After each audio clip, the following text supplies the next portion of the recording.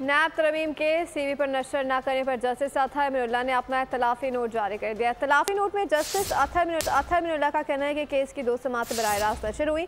बानी PTI को live दिखाना किसी कानून की खिलाफ वर्जी नहीं होता। बानी PTI अवामी रहनुमा है, हालिया आम इंतखाबात के नताइज इसका सबूत है।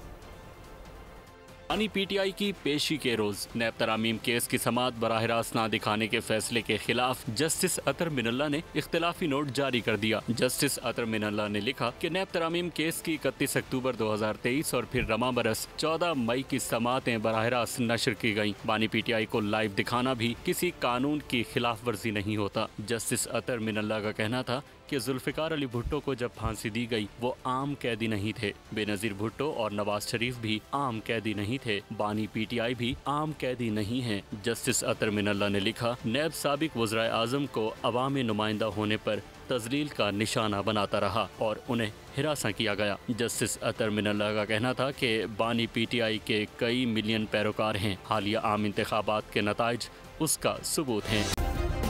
सब्सक्राइब करें और बेल दबाएं ताकि कोई खबर रह न जाए।